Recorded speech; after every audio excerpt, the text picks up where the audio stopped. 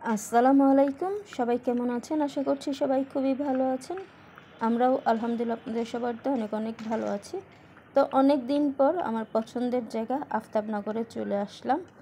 আর আফতাবনগরে এসে দেখলাম এবার অনেক কাশফুলের গাছ হয়েছে, চারদিকে শুধু সবুজ আর সবুজ। যদিও এখনও কাশফুল ফুটে নাই, কাশফুল ফুটবে আরও হয়তো বা 2-1 মাস পরে।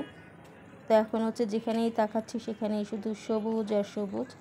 এই যে কাশফুলগুলো কিন্তু অনেক বড় বড় হয়ে গেছে, আর ওই যে ওই সাইডটাতেও কিন্তু অনেক বড় বড় কাশফুলের গাছ। আর এটা হচ্ছে পানির মধ্যে, তো নিচে হচ্ছে পানি, তো জায়গায় জায়গায় অনেক শাপলা ফুলের গাছও আছে, মানে হচ্ছে আর কি, এখনও হয়নি। আর যেহেতু এখন বর্ষার সিজন, তো এই জন্য আসলে যেখানেই তাকাই সেখানেই শুধু সবুজ আর সবুজ, একদম সবুজে ভরে গেছে।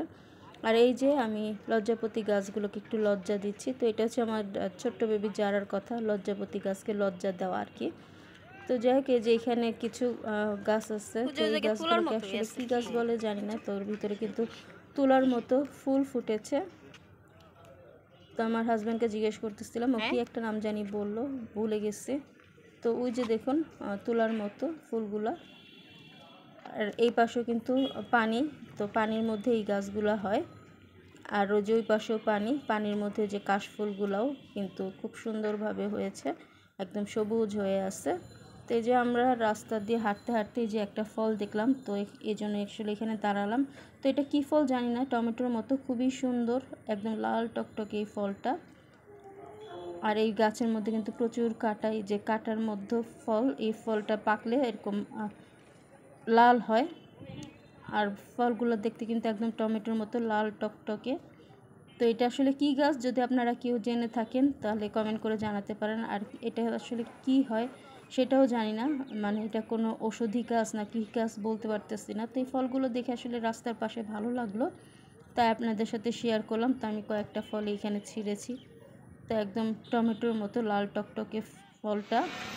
আর এই যে এই মাঠটার মধ্যে একটু বসলাম, তো এই মাঠের মধ্যে যেহেতু এই কয়েকদিন অনেক বৃষ্টি হয়েছে, তো বৃষ্টির কারণে আসলে পানি জমে আছে, মাঠে আর বসা যায় নাই। তো এখানে একটু বসার জন্য ভেবেছিলাম বসবো, কিন্তু সেটা আর পারলাম না। তো এখন আস্তে আস্তে আমরা আবারও সামনের দিকে হাঁটতে হাঁটতে যাচ্ছি। আর ওই যে দেখুন এখনও কিন্তু প্রচুর রোদ, 5টা বাজে, তারপরেও কিন্তু রোদ, আর প্রচুর গরম ছিল সেদিন। আর এই যে এই পাশে একটা খেলার মাঠ আছে, তো এখানে বাচ্চারা সবাই খেলাধুলা করে, মানে ট্রেনিংয়ের, ওইখানে হচ্ছে ট্রেনিং দেয় আর কি, ট্রেনিং হয়। তো এই যে মাঠটা, তো আমরা এই যে আস্তে আস্তে সামনের দিকে যাচ্ছি। তো সামনে একটা নদী আছে, তো সেই নদীর কাছে যাব আর কি। যদিও আজকে একদমই বাতাস নেই, প্রচুর গরম ছিল। তো এই যে এখন আমরা একটু বসে রেস্ট নিচ্ছি।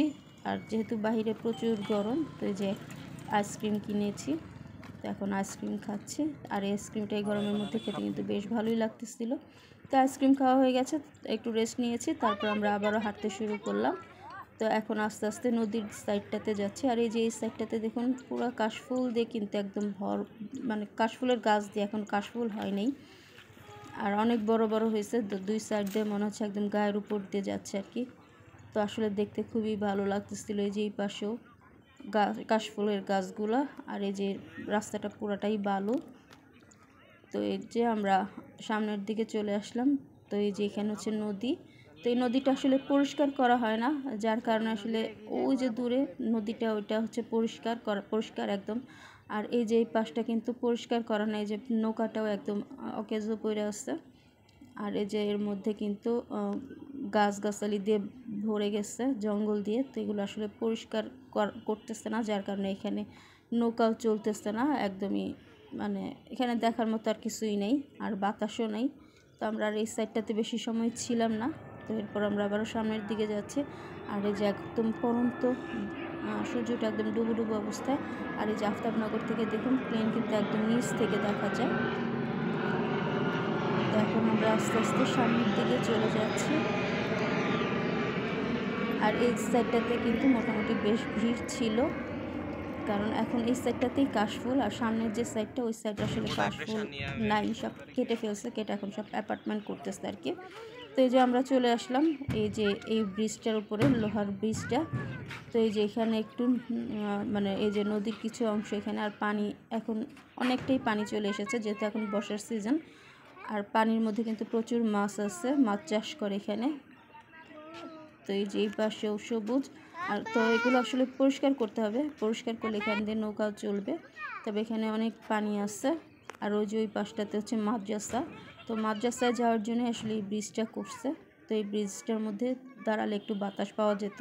তবে আজকে যেহেতু বাইরে একদমই বাতাস ছিল না, গাছের পাতা পর্যন্ত নড়তেছিল না, তো এখানেও কিন্তু তেমন একটা বাতাস ছিল না, প্রচুর গরম ছিল। তো এখানে তারপরেও বেশ কিছুটা সময় কাটিয়েছি। তো যাই হোক, আমি আমার ভিডিও আজকে এখান থেকে শেষ করছি। যদি আমার ছোট্ট ভিডিওটি ভালো লাগে তাহলে লাইক কমেন্ট শেয়ার করতে ভুলবেন না। তার আজকে এই পর্যন্তই। সবাই ভালো থাকবেন। আল্লাহ হাফেজ।